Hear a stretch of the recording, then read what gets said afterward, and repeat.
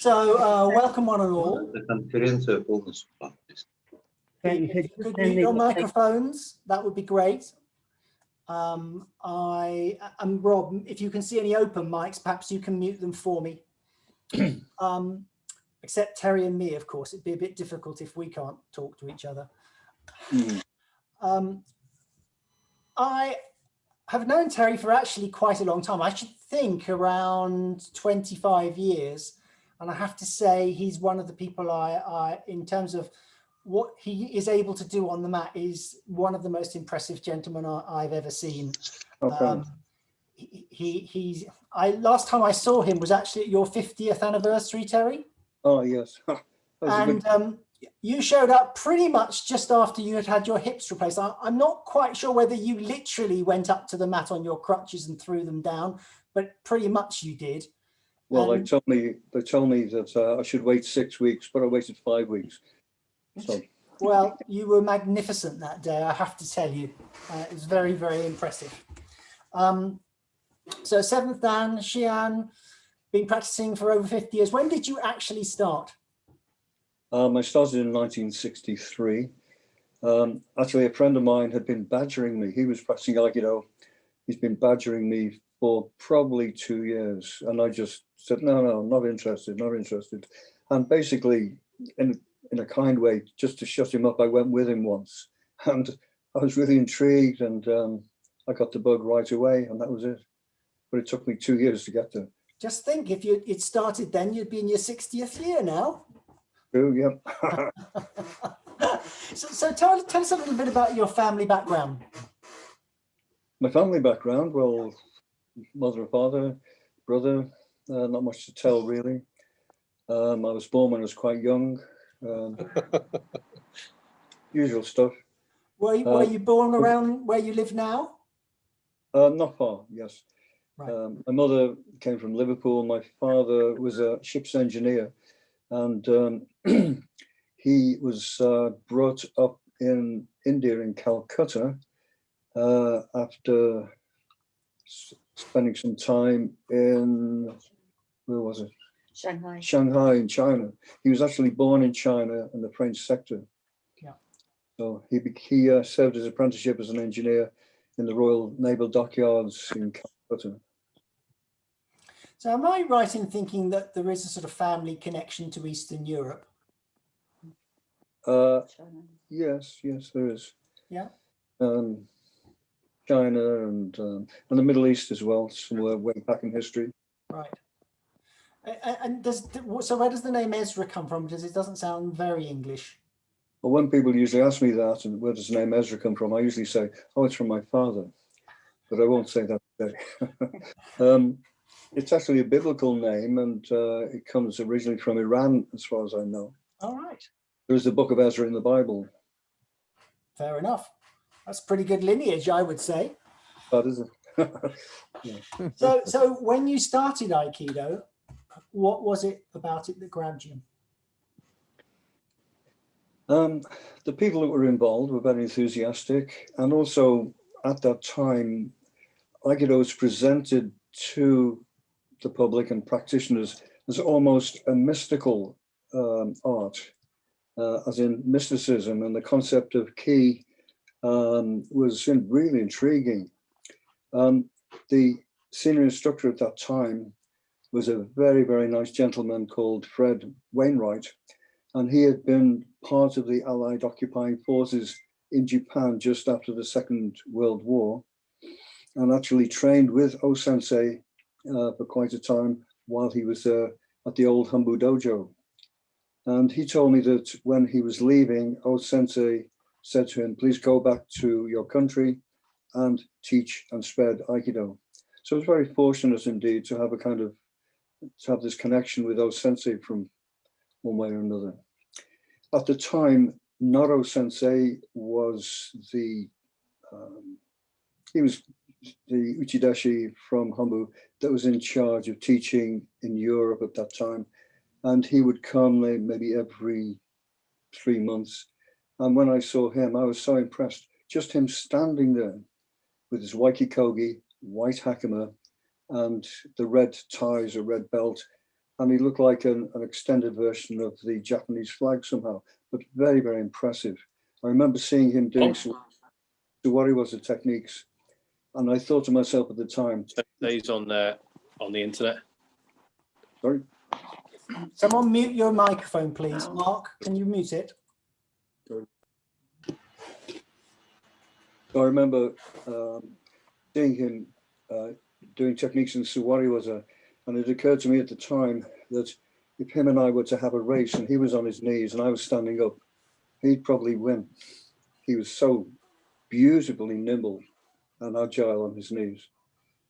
And later on, when I got my 6th cue with him and a few other people, I had to do what probably resembles a breakfall and a very bad shironagi.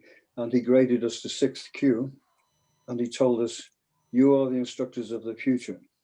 And I thought, no chance. But anyway, there I am. So did you did you have ambitions to teach from an early age? No, I had no ambitions whatsoever. I just found myself at some point, well, several points, when the instructor didn't turn up after I'd been practicing a couple of years, I just found myself teaching, filling in for him. And then later on, filling in for other teachers, quite simply. And then one particular teacher left altogether, and I found myself somewhat in charge, as it were. But I just took that as part of the natural flow of things, and it didn't seem particularly important at the time. But I think, as you all know, once you start teaching, you have to really think about what you're doing. So it's a great help to me. Yeah. So did you think that the reasons you liked Aikido, have they changed over the year, the reasons why you were passionate about it to start with and now? When I was a young man, I was very, very active, full of energy. I was also doing weight training. And although people obviously at the time said Aikido is about harmony, it was anything but. And we used to just smash each other with brute force at the time. And we could take it because we were young and fit. And then Chiba sensei came, and it was not the same, but similar. And he used to call me strong boy. And when he wanted me to say, okay, he'd say, "Oi, strong boy, come." Then one day he said to me, "Why you do Aikido and lift weights?" And I said quite innocently, "Well, sensei, I really enjoy Aikido and I enjoy lifting weights." And he said, "You will not enjoy Aikido today." And he just beat me up, gave me concussion. And to tell you the truth, I had to stop Aikido for 3 months. I really had that concussion. I didn't go to hospital with it, but I could hardly walk straight. But I came back and he just said to me, "Where have you been?" I just said, "Oh, I've been busy, sensei." And then I started up and haven't stopped since. So that's quite a harsh lesson. What did you learn from that, other than you have a very strong mind? There were several situations like that where, first of all, I'd like to say I have and always will have the greatest love and respect for Chiba sensei. But sometimes he did, looking back, was the most outrageous things to me. And I remember once I was taking a kemi for him, and while I was holding him, he started to talk to the class. And I was concentrating, and suddenly, without warning, he chopped me in the throat, boom, like this, took me right off my feet. And I couldn't breathe, and my Adam's apple was somewhere else. And I was writhing about on the floor, and people had to come and revive me. And lots of things similar to that happened. He broke my arm, dislocated my jaw. And sometimes I never told him sometimes when he broke my arm or dislocated my shoulders or elbows. I didn't let him know. Just carried on. What did he get from that? Hard to say. Resilience, let's say, to keep on going no matter what. Chiba sensei somehow probably saw himself as a samurai, maybe the last of the samurai, and he kind of advocated that. And I was going along with it, and I was going, yeah, that's great. And now when I look back and I think, how stupid. My body's a little bit wrecked these days, and I suffer from those injuries now that I got them. But in lots of ways, I wouldn't change anything. It was great. So who was the most influential teacher for you, or teachers if you want? Well, it would be teachers, because at different stages of my Aikido, there were very influential people at that time. And of course, in the beginning, Mr. Wainwright, what a wonderful man. And then a good friend of his, Ken Cottier, who lived very close to us, used to come back from Japan and teach us. And he was a real gentleman and really very impressive man, and gave us a lot. Then obviously Chiba Kazuo came, and he influenced me greatly. I was with him for a period of about 11 years. I used to go to weekend courses. I used to sell some of my possessions in order to go to courses all over the country, maybe Scotland, London, Midlands, different places. Then after that, Kanetsuka Sensei, who I spent quite some time with, and also I was privileged to spend a lot of time with Sekiya Sensei, who was Chiba Sensei's father-in-law, but the Aikido was different, like chalk and cheese, totally different. Sekiya Sensei was a student of Yamaguchi Sensei. And when I first saw Yamaguchi Sensei, that really, really changed my idea of Aikido. And I realized that Aikido being an art of harmony, the way we were practicing up until that time, the way I was practicing, there was the philosophy on one side and the actual practice on the other side, and they were very, very far away from each other. And since that time, I've been trying to bring the actual philosophy of Aikido and the practice of Aikido together, so there's eventually, there should be no separation between the philosophy and the actual practice. I find you a very interesting mix, because I knew that you came from kind of the school of hard knocks, and that you'd had quite a story with Chiba to tell.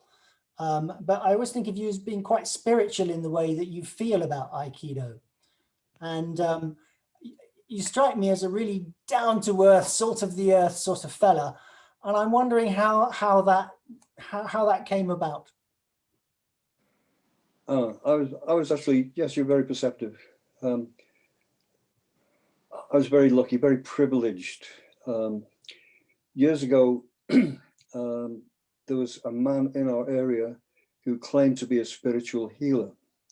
And I was totally skeptical, especially knowing the man's history. I thought, what a scallywag. I thought, what a, he's conning everybody.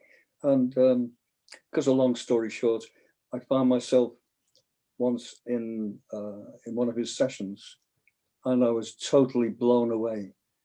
There were people in trance states, altered states of consciousness, doing the most amazing things. He was healing people. And then when I received this healing, I went into an altered state of consciousness, a deep trance state, and that just blew me away. And it was feeling like nothing else I've ever experienced. Also, he introduced me to the concept of Kundalini. I don't know whether you've ever heard of this, but for instance, Sensei's claim that he was covered in golden light is or was a high level of Kundalini experience. So I really believe Sensei, when he is quoted as saying that he was covered in golden light, I've had, I won't say the same experience, but a very, very powerful experience, which lead me to believe those things totally. So the thing that helped me the most is that I found myself practicing by myself sometimes, going into altered states of consciousness and having information and ability at the time, which I would not normally have. And this has been an ongoing thing with me.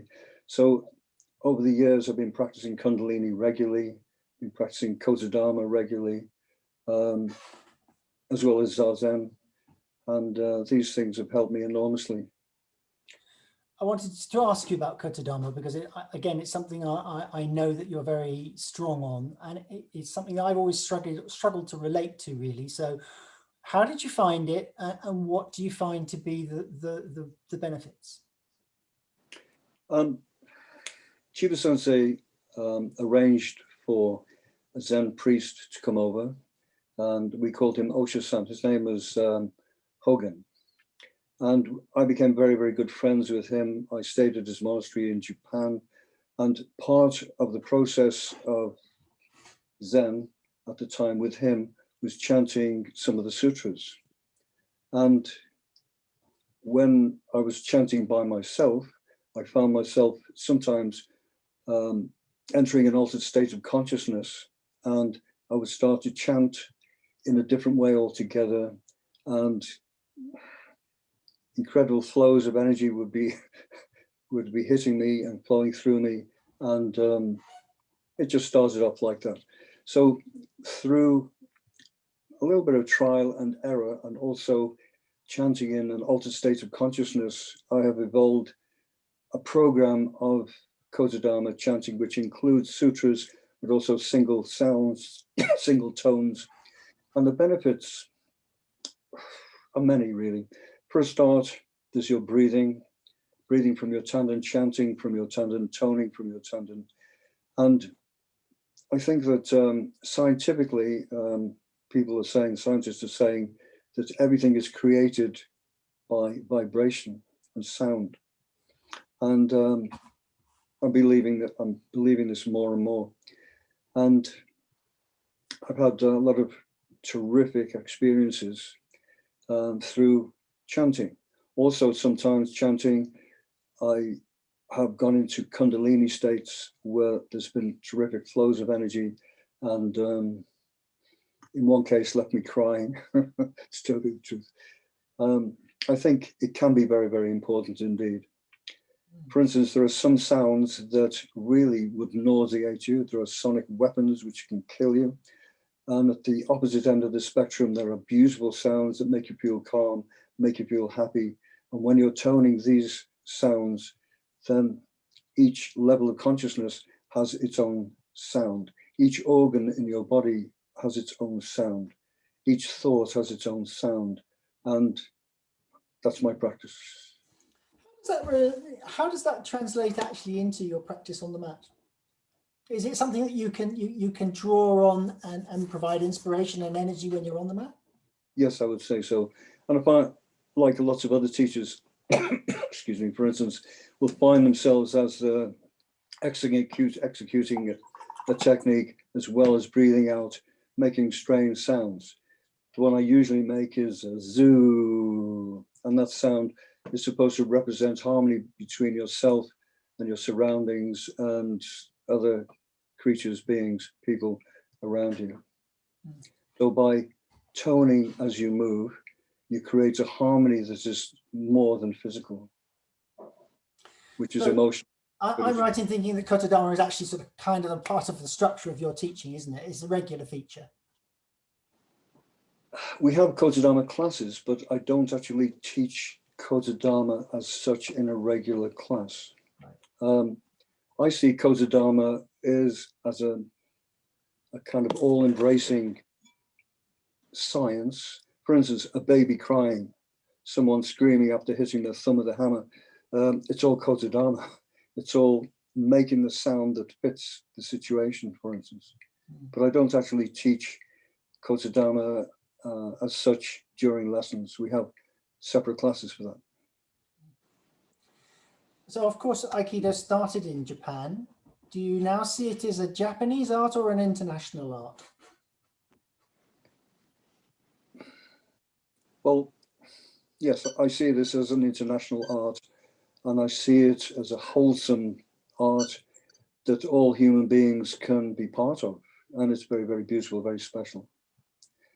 I was watching a video of Chiba Sensei yesterday, some time before he died. And I think one of the things he said was that Aikido actually was very delicate as well as being very precious. And we should be very, very careful not to lose Aikido and not let it become diluted.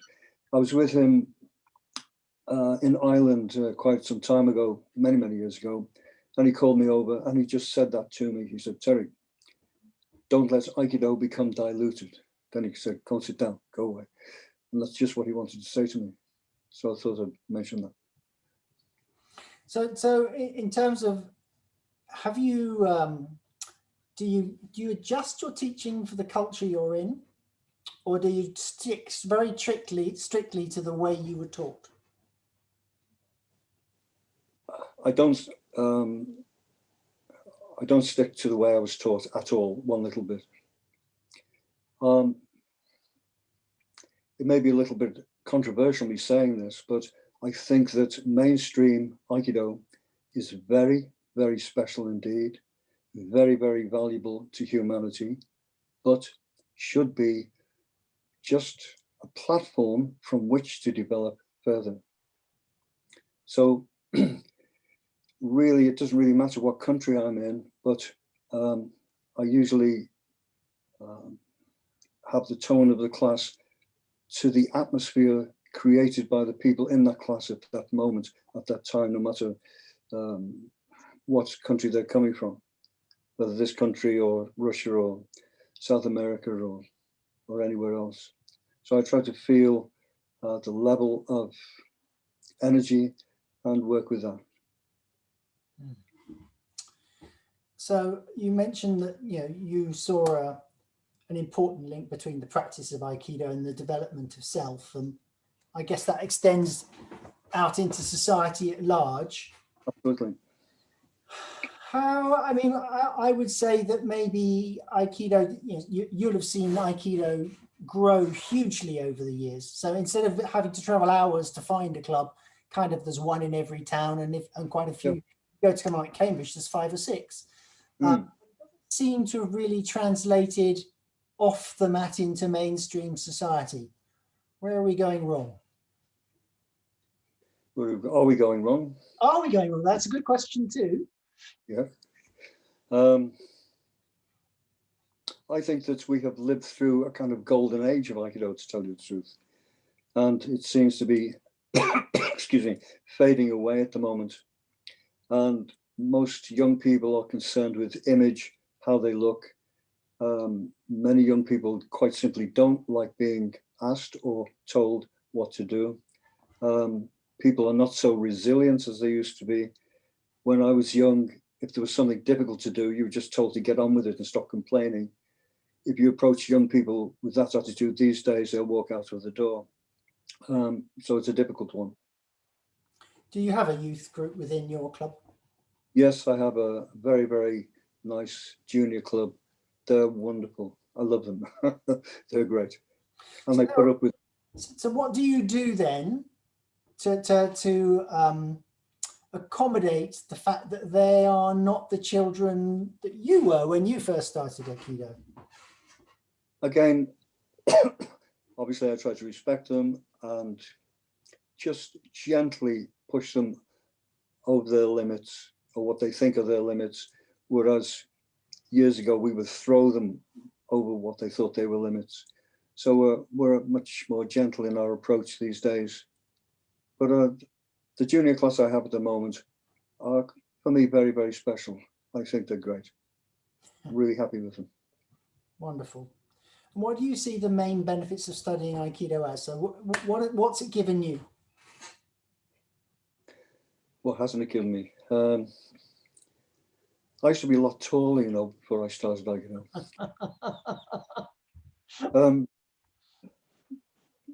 What's it given me?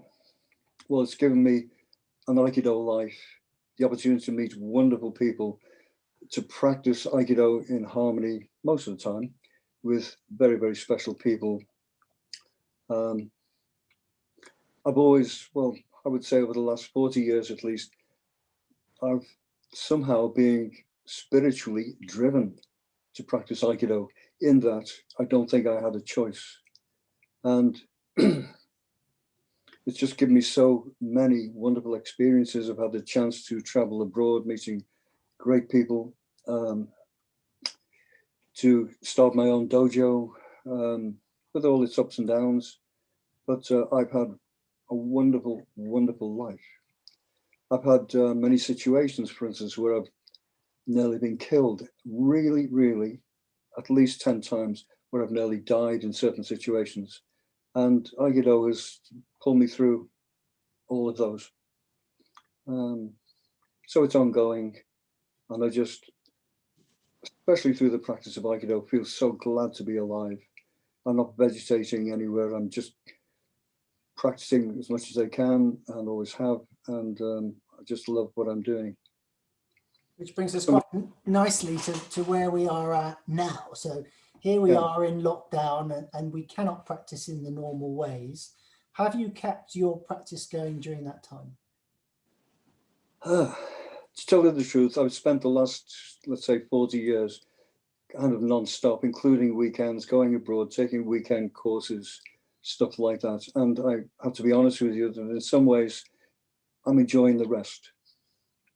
I'm lying in sometimes, enjoying the rest, but I'm making sure that I go to the dojo at least every other day and practice an hour or hour and a half, sometimes 2 hours by myself. And I'm still looking forward, still trying to, what's the word? Still trying to gain a continuity of consciousness to refine my continuity of consciousness, which includes body consciousness and mindfulness, self-observation, stuff like that, through my own personal practice. One of the spin-offs of the Kundalini was when I was in an altered state of consciousness many years ago. I found myself driven just to get 2 iron spheres. And when I found them through the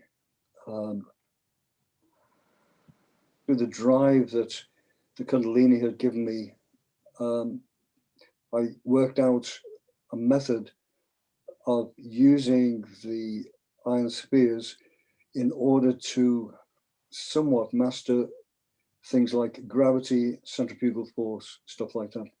So these days when I'm teaching, very often I will tell people to try to create a gravitational field towards the attacker and to attack or to receive the attack centrifugally, whilst not separating with the attack, stuff like that.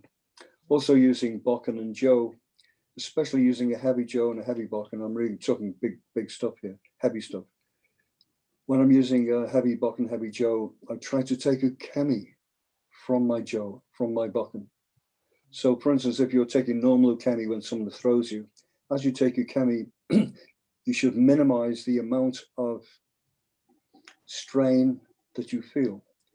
And when you're using a really big, heavy Jo or a big, heavy Bokken, it's the same thing. So instead of using brute force, trying as much as possible to use centralized energy from your tendon, of course, and using centrifugal, centripetal force and the forces of gravity. So just practicing by myself with big stuff really helps. The iron ball technique as well. Oh, Sensei said that he was at one with the universe. Okay, which sounds great. And some people think that him saying that is the ramblings of an idealistic old man. But what if what he's saying is true? So I believe what he was saying was true, and there must be a mechanism to attain this, whether it's spiritually or physically, mentally, emotionally. The way I have found through the Kundalini is to practice certain exercises with iron spheres in my hands. And instead of trying to build muscle, in fact, I tell my students, try not to build muscle. Try to lose muscle. You won't lose muscle, but practice as though you were trying to. And therefore, only using centralized energy to move your iron spheres. Yeah. To the point where even if you're going to switch a light off, instead of just reaching up, you swing your arm up, stuff like that.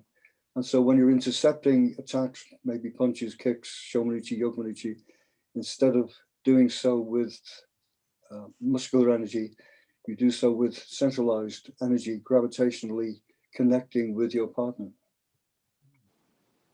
So for me, this last year has been quite intriguing and much more fruitful than I could possibly have imagined. And I can't wait to get back to the mat and try out certain Yeah. things. What about for you? Whereabouts am I? No, what about for you in terms of what have you been thinking in this last year? Are you really looking forward to going back and putting it into action and trying new ways of teaching out, et cetera, et cetera? I'm looking forward to going back very, very much indeed. And over the years, I've worked out a set of protocols using Bokken, Joe, iron spears, or free movement. And these protocols need to be fine-tuned. They need to be honed. And each time I practice by myself, I'm fine-tuning, fine-tuning, fine-tuning. For instance, there's a little known series of exercises using the mirror, full-length mirror.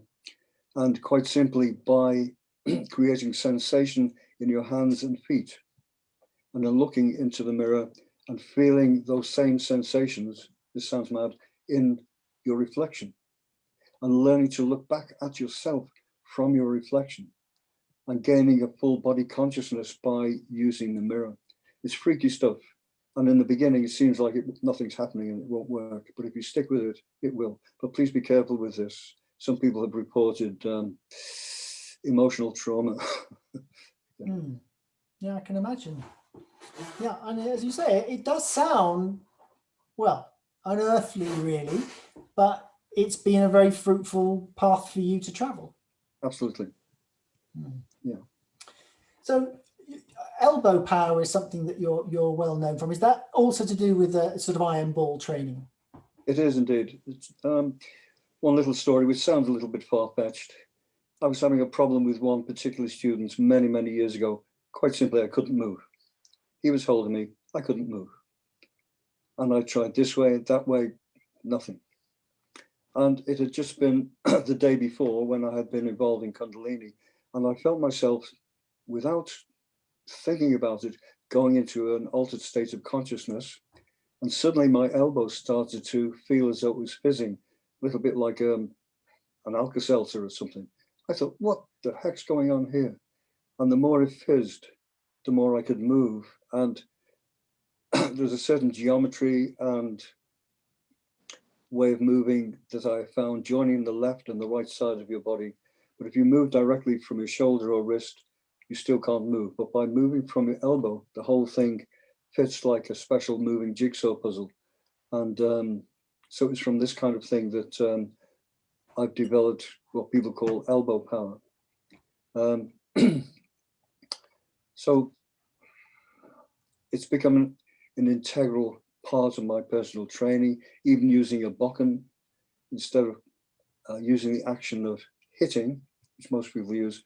I'm using an action that actually comes from the tendon and through to the elbows, which creates a really nice cutting action, which when used for techniques like Aikido, for instance, it makes things very, very smooth, very clear, and without force.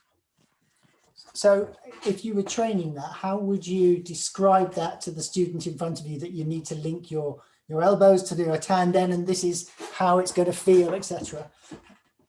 Well, really, you need to be in a class with me. Just grab hold of my arm now. There are people in the world doing that, you know. Obviously, difficult to describe just talking to you, but there are certain geometric configurations of one's body that are very, very efficient, especially if you align them with your tendon. And these geometric configurations are just not taught. And we find ourselves executing techniques either with our partner's cooperation, which is great, or by just forcing. And by using these geometrical configurations, by creating a gravitational field towards your partner, and by using your energy centrifugally, you'll find that the whole thing turns, even against total resistance, into something very, very different and much more harmonious. So these are the things that I'm constantly working on, constantly upping the game. As I've said, trying to have a continuity of consciousness becoming more and more mindful, becoming more body conscious. Becoming more body conscious is very, very important to me, because if I'm not conscious of my own movements, my own feelings, how can I become conscious of somebody else's feelings? How can I become conscious of their true attack? So by examining yourself very, very deeply, you're actually you're examining somebody else, another human being. We're all human beings. So as you get older, it's probably fair to say that you don't have the physical strength and athleticism of your youth. And therefore you don't try to use those things. You've learned far more efficient ways of achieving what you want to achieve. How do you go about trying to pass on that wisdom and getting your students to avoid all the mistakes that you made? Quite simply, I show them what to do. I explain in detail what to do. I'll go around the class and encourage them to do what I'm showing. The problem is that we are all suffering, myself included, from conditioning, and a lot of people won't recognize that. So self-observation is so important, even to be able to observe yourself on an emotional level. For instance, somebody scolds you or is mean to you, you feel something, maybe in the pit of your stomach or your heart. If you fail your driving test, you'll feel an emotional state. And part of what I'm trying to teach is to actually observe these emotional states, step back from them, and learn not to be influenced too much by them, except of course in an emergency. Yeah. And so by doing this, by learning to watch yourself physically, mentally, emotionally, spiritually even, you'll learn to be able to become flexible and to be in a state of change. So most people just stick to their conditioning. So by forcing, pushing, pulling, and you say, don't pull, use harmony, extend your key, and they say yes, and they go back to the old way that they did it, and they can't escape from this. So part of what I'm trying to do is to teach people how to look at themselves. And the other problem with that is, quite simply, people, when faced with themselves, sometimes don't like what they see. Or if you get someone who's been practicing for 20 years and you show them something that's different, then some people may think, what have I been doing the last 20 years, and get upset with themselves. So it's about letting go, treating each practice as new. Have a beginner's mind, for instance. So one of the things that's very clear from what you're saying is that much of what you've learned personally, is stuff that you've found out for yourself. I mean, yes, there have been people who lit up the way along the way, but there's an awful lot of your journey that is just self-discovery. You've been your own teacher to a great degree. Yes, that's very true. But without the power of Kundalini, it wouldn't have happened. Sure. Well, that's another thing, because you haven't just purely trained down that Aikido route. You've had other influences from other areas of life, spiritualism, if you want to call it that. I don't know if you do yoga at all, but you've brought those into your practice and enhanced your practice. Yes, I believe so. I feel so privileged to have been able to touch this. You know, it's great. I just want to allow other people to touch it. I want to give it away, but it's very difficult giving this away, Yeah. because unfortunately people are very happy with their conditioning. So what are the areas that I've mentioned a couple there perhaps, but other areas that you've chosen to study and look at and you've found to be very helpful and influential? As I said earlier, I have found several ways,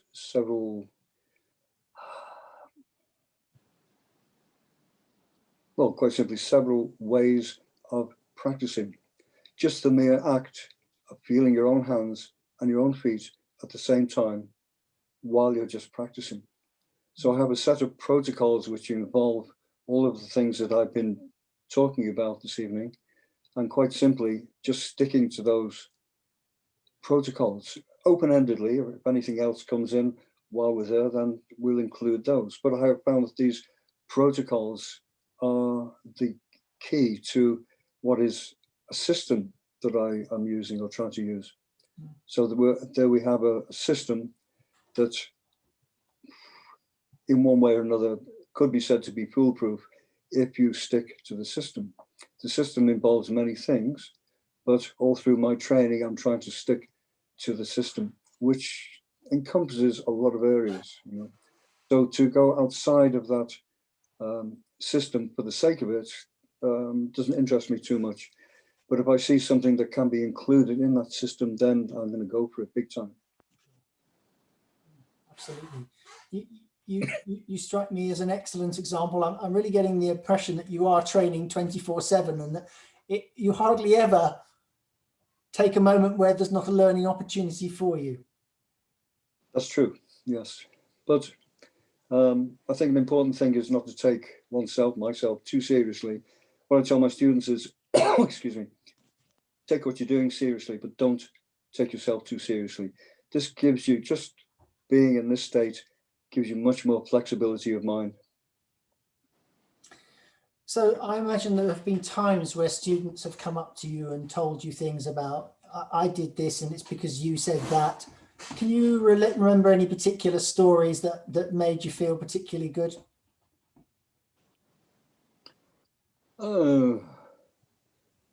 One of my juniors, many years ago, and I got this story from his father.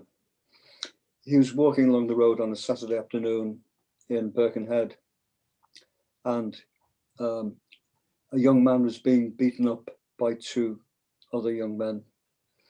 And he told them to stop, and they just took no notice. And he happened to be right next to a fishmonger's. And he just ran into the fishmonger's, grabbed a great big fish by its tail, and whacked these two guys with this fish. This is a true story. And they ran away, probably embarrassed. So that's probably one of my favorite ones. Yeah, I've heard a few fishing stories, but that one I'm not sure about. And what about in your own life? When have you found off the mat, Aikido just made a colossal difference? Wow, many times. As I said earlier, I've been I nearly died quite a few times. One of the stories that comes to mind was I was teaching in Colombia, and they very, very kindly took my wife and I on a little bit of a holiday to a place called Cartagena in the northwest of Colombia. And they took us out to an island called Islas Rosario, which is miles into the Pacific off the coast. And we had a nice meal, and sometime later, one of my students said, would I like to go snorkeling? I said, oh, that would be great. So he paid a guy in a boat, and he took me out with about 10 other members of the public, no other Aikido people. And we went for miles and miles and miles out into the Pacific. And then we came across this reef, which was underwater, and we went snorkeling. And I was having a great old time with the coral and the fish, and coming up every so often, waving to people, hi, going down again. I could hold my breath for a long time. And then after about half an hour, I came up and everything was okay. I went down again, mooching around. And when I finally came up, nobody was there. Really, this is absolutely true. And I thought, and there was a little bit of rock under the water, part of this reef, which is maybe 12 inches under the water. And I was holding it, thinking, they wouldn't have left me. No, they couldn't have left me. 10 minutes later, I think they've left me. Half an hour later, they've definitely left me. And someone had said to me, oh, the sharks don't come in till later on to feed. And it was later on. I was getting a bit, well, I wasn't happy. And I pulled myself together, centered myself. I couldn't see land in any direction at all. I didn't know where the land was. And I thought, oh, well, I'm going to die. That's it. And I calmly hung onto this rock, thinking, this is it. I'm either going to die of exposure, or I'm going to drown, or I'm going to be eaten by some nasty creature. Then way in the distance, I saw what I thought was a boat, a little boat. And I watched it for quite a while, and it didn't seem to be moving. It was at least over half a mile away. I'm not the best of swimmers. And I thought, oh, anyway, I'm going to go for it. And I swam towards this little boat. And when I got there, I hung on the anchor chain, shouting, help, help, por favor, senor, help me. And somebody popped their head over the side and said in Spanish something like, what are you doing in the middle of the Pacific by yourself? Anyway, I was rescued and I was okay. But during that time, I was clinging to that rock. All sorts of things were going through my mind. And surprisingly, they went through my mind very, very calmly and carefully. And somehow it was okay to die, somehow. But I didn't die, obviously. Another time in 1992, quite a while ago, when Pablo Escobar was running around loose in Colombia, we got on a plane leaving Colombia, leaving Bogota, and after about half an hour, they announced, please stay calm, there's a bomb on the plane. What? And a few people got up and started putting their coats on. I thought, what? And I found myself and my students also, what are we going to do? And I thought, well, perhaps I should write a letter in case they find my body. And what if? And then I suddenly thought, well, my what if might even suddenly go bang at any moment. And we were all flying and waiting for the plane to blow up, quite simply. And we were diverted to an island called Santo Domingo in the Caribbean. Luckily, we landed and we had to run away from the plane. The plane was surrounded by fire engines and armored vehicles. And one of the technicians told one of my students that they found the bomb inside, screwed behind a panel in one of the toilets. And the timing mechanism hadn't kicked in. So I've had quite a few experiences like this. And each time, somehow, my Aikido training has kicked in, and everything's been okay. So are you a bit of a fatalist? I'm not quite sure what that means, but I don't think so. So, I mean, you've had, shall we say, some close shaves. Do you think it was meant to be that you got through those, or no, it's just that's what life threw at you? Well, that's what life has thrown me. At that very moment, or at each moment of those experiences, my attitude has been, this is it, here, now, this moment. No past, no future, only now. Yes. That would teach you to be a bit mindful, I guess. Absolutely. Okay, so if you're trying to give some key messages to the world about what you would like people to be doing with their Aikido from your pearly cloud, what would you be telling people? This is something that was told to me very many years ago by, and I regret to my shame I've forgotten his name, the founder of Wado-ryu Karate, which I had breakfast with him in Dublin many years ago. He told me three things. And one of the things he told me was, see yourself from the top to the bottom. In other words, deep, profound, honest self-observation. Then by understanding yourself as a human being, then you have much more chance of understanding other human beings. Everybody, or almost everybody, wants to be right. And everybody has their opinion about what is right and what is wrong. And one of the things that I have learned is just to step back from this. Maybe everybody's right. And in most situations, well, some situations, it doesn't really matter. For instance, if you see children making sandcastles on the beach, and the bully comes along and kicks the sandcastles to pieces, that little child will be absolutely upset and inconsolable about sand. So lots of the things that we worry about and think are so important in our lives are just sand. So to be able to step back, see yourself, watch your own emotions, don't get carried away with them. and help people and love people. Mm. So that was kind of the message that our sensei gave, that, you know, kind of love is at the heart of it. Absolutely. Doesn't necessarily seem to be, shall we say, central to a lot of the Aikido world, or is that not your feeling? I think, for instance, in certain situations, not that I particularly believe in corporal punishment, but people who have children, for instance, in order to put them on the right road, you might just give their legs a slap at the odd occasion. And you love your children. You don't want to slap them, but you do so in order to put them on the right track. And you do so lovingly, or one should. And it's a little bit like that. I used to be like that, quite hard. In fact, I was thought to be very hard when I was a young man. But at that time, it was kind of acceptable. And my thoughts were to try to help my students along the way. These days, it's not acceptable.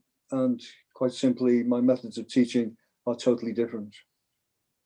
Better or worse? So much more what people would think are considerate. But in fact, maybe the old hard way was quicker, but the gentle way is much more comfortable for people. And I think it's become unacceptable to be really hard in the way one teaches these days. Yeah. Gladly so. Yeah. I think there are probably students that would benefit from that hard school approach, but if you're trying to get more people involved, then maybe that doesn't always work. That's true. Yeah. Okay. I'm going to open up the mics, and Rob, if you can keep your eyes on who's going to put their hand up, I will too. We'll see what questions come our way. So people, if you want to ask a question, this is the time to do it, or comments or observations. I can't believe we're not going to get a few questions. There will be. Go on then, Steve, have you got one? Yeah, I remember now where I've met the gentleman, or years and years ago, at Chiba's, one of his summer schools here. And I'm going back years because it was the big golden era then. But I remember Chiba because when he had a bokken in his hand, he was extremely fast and very painful. I would go home with many bruises, because of that. But there's a lot of learning tool with that. And I wondered whether he remembers that he had with the bokken like that.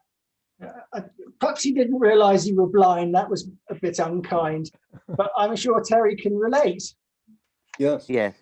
In fact, I remember being in the middle of a class, practicing with everybody else, and Chiba Sensei just called me over, and he suddenly attacked me with shomen, and I parried his blow and made ski to his face, and I caught him unawares, probably the only time in his life, and I pulled back immediately and apologized. And so the last thing I wanted to do is poke him in the face with a bokken. Next thing, Chiba Sensei told me, all right, make shomen. So he did exactly the same as I had done, but actually took me off my feet, poked me in the eye with his bokken, blood everywhere. So he took no prisoners. He was extremely fast. You had a strong spirit, Terry. Jamie, you had a question. Yeah, first of all, so wonderful to meet you. Sensei, really great listening to you. Thank you. Question, I love that you said, I wrote it down, I don't stick to the way I was taught at all, right. Which I found very, very wonderful, very energizing. And at the same time, clearly, you have a very, very deep grounding and root in tradition and Aikido tradition, Japanese culture, etc. So I'm wondering if you could talk a little bit about the interplay, the dynamic of kind of adhering to tradition, and that it's kind of hierarchical, and maybe kind of in the past with your very with your sense of do what's now and going forward, and giving yourself permission to teach and train as you do. So you know what I'm asking? I wonder if you could just kind of talk about that whole dynamic. I think I know where you're coming from. I was very strict with myself in the first, let's say, 20, 25 years of my Aikido training, very strict to follow exactly what I was shown in the way that I was shown it. Maybe I didn't quite get that, but there were a few occasions where I did exactly what was shown, and the person was just trying to stop me and nothing was working. And in one case, I was actually teaching and it was a bit embarrassing. And so I had to go away and think, hold on a minute, what's happening here? And as I said at the beginning of this interview, I really believe that mainstream Aikido, as it is taught, is totally necessary. But it should just be a template from which, or a platform from which we can try different ways, find the most efficient way, and go on to develop ourselves in the ways that we weren't taught. So having found certain ways which I view to be more efficient, then I will teach my students those more efficient ways, quite simply, even to how we do forward or backward ukemi. Sounds fair. Hope your question. Well, maybe I'll add on just a little more to the question, which is, you know, she talked about how we kind of were, I've been doing Aikido for 45 years myself. So, you know, we kind of went in this, we were fortunate to be in this sort of more earlier golden age of Aikido as it spread from Japan. And there's so much talk these days about what's the future of Aikido, and then the whole kind of conversation between being more martial about it, and you know, things like MMA or karate seem to have more commercial appeal or whatever, and or all the other that, you know, you're really talking about, which is the self-development, the spiritual aspects through the martial training of Aikido. I'm wondering if you could, I'm very curious about your thoughts about the direction for the future of Aikido and really keeping Aikido alive and growing. There are many ways to practice Aikido. So for instance, just practicing and cooperating with each other in itself is an absolutely wonderful thing. If husbands and wives and partners did this, there are groups from different countries, I believe Israelis and Jewish people practicing together in total harmony, cooperating with each other. This is fantastic. This is learning to cooperate, and it's wholesome and it's good to do. And then one may think, well, what if somebody isn't helping me? So then you go on to the next layer and find ways that really do work, that are really martial. So I believe that in order to spare life, which we would want to do in a violent situation, in order to spare life, this may sound controversial, you have to have the power to take life. In other words, you have to get your skill levels to a very high level in order to be compassionate. And so I think that practicing the various ways of the way that we practice, for instance, flowing, static, different ways, practicing by attacking each other violently and learning to cope, all these different ways should evolve from a spirituality so that one can maintain one's center, one's composure, one's sense of integrity whilst defending oneself. I don't know if that answers your question. Thank you. Thank you. Lisa, Yeah. you had a question. Yeah, thank you, Sensei. I'm just wondering what you think Chiba Sensei's legacy is in Aikido in Britain and Aikido in general. I wrote a book about him a couple of years ago, and a lot of it was dealing with that brutality and, you know, is that brutality necessary to train at a high level? So wondering what your thoughts are on that. I have very mixed thoughts on that. And before you go, give me the name of your book, because I'd be really interested in reading it. I think it depends on the person. For me, I just took everything. I was born just not long after the war. In fact, I was born when the war was finished. And at that time, people had the greatest respect for authority. You respected policemen, doctors, teachers, and whatever they said goes. So Chiba Sensei being an authority was very, for me, I think, looking back, in that whatever he said, I tried to do. And whatever he did to me, I accepted. But you have to think that there may be other, I can't see you at all, by the way, you've blanked off. There may be other people who won't accept that. And I think quite simply, it's up to the individual. People who will accept hard, brutal training perhaps should go on with it until they can't do it anymore. And people who don't want to accept it, then leave it. It's up to the individual. Obviously, there are many kinds of people in the world and in the martial arts, and some people can accept it for part of their life. And then later on in life, they want to change. So I think it's an open question, really, and it's up to the individual. I think that Chiba Sensei's attitude really helped me face the reality of violence and the possibilities of violence, which I hope I can cope with these days. But I wouldn't be able to cope with it if I hadn't had the chance. Also, it gives you the chance to overcome your fear, not just in Aikido, but in life itself. For instance, most people in life, although they won't admit it, they think that they're in harmony with themselves, everything's okay. But suddenly something happens in their life, they lose their job, maybe lose their house, the mortgage goes, lose a partner, something like that, or something happens in their life and the whole state of mind will go to pieces. So quite simply, people's stability, mental stability and feeling of calmness may be an illusion. And the thing is to be able to deal with reality, deal with violence, deal with things going wrong in your life.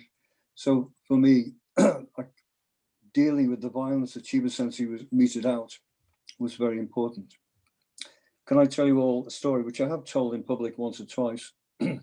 I took Chiba Sensei scuba diving off the coast of Anglesey, which is an island in North Wales. And we were underwater going along. This was the first time Chiba Sensei had been scuba diving and everything was going well. Then suddenly I got my foot caught in some netting and in some rope. And I drew my knife to cut myself free. And the moment that I drew my knife, Chiba Sensei went into an underwater hand-me posture and behaved as though I had lured him down underwater to stab him and kill him. And I was so embarrassed and I didn't know what to think. And I said, Sensei, no, blah, blah, blah, blah, blah, and put my knife back. And we got back and he didn't say anything about it and I didn't. But to me, it just showed that he was always ready. I would have thought that he would have known I would be the last person in the world to try and stab him underwater. But no, he wasn't taking any chances. So I have to ask the question, have you ever had to apply your martial proficiency off the mat? I think I have, but I can't remember. Really only breaking up fights, I think. I've dived in a few times and people have been fighting each other. I've dived in rather stupidly when they could have both turned on me. When I was a young man, I thought it would be a good idea to work as a bouncer at certain gigs, which I did. Got a lot of experience from that, but I think there's not been any real serious situations like that. There's been some less serious ones where, for instance, I was working in a place and someone decided it would be a good idea to jump out on me to give me a fright. And my body just reacted and I knocked him off his feet and gave him a black eye. and he wasn't happy at all, but I apologized greatly, and it was just a reaction. So really, I haven't had to use my Aikido too seriously. Thank goodness. So is it fair to say that the major part of the benefit of your Aikido study has been in other aspects of life? I get great joy through practicing Aikido, and especially with the people that I practice with. And yes, so I get great joy from the actual practice, and also it helps me in my daily life. Obviously, it teaches you to learn from your mistakes. We all make mistakes in life, and it's taught me to learn deeply from them. So yes. Your lovely wife, Petra, is being very modest and sort of doing whatever she's doing behind you. She's fantastic. How has it influenced your relationship with her? Well, we're madly in love, and she's the light of my life. And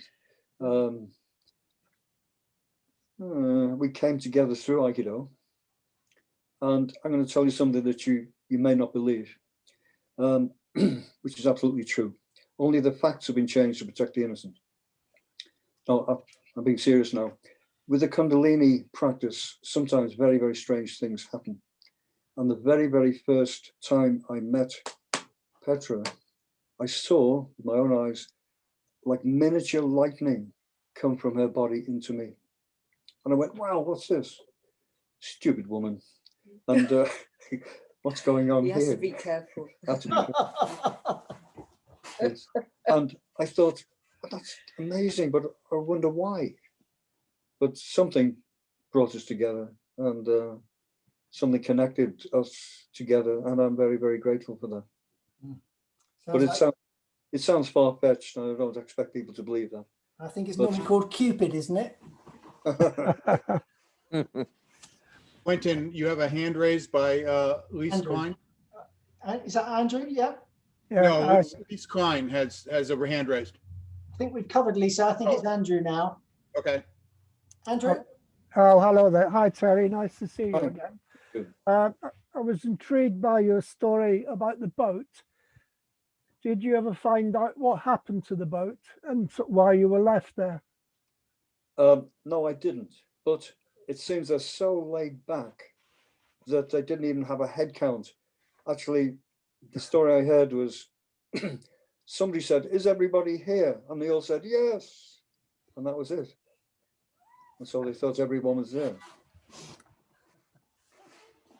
Brilliant. I was on the beach having a barbecue, actually. And unfortunately, Liz and didn't Alec. Sorry, finish, Petra. unfortunately, until he got back and then said, told us about this experience, you know, and, but we didn't really notice you'd gone. No, I wasn't missed at all. You know.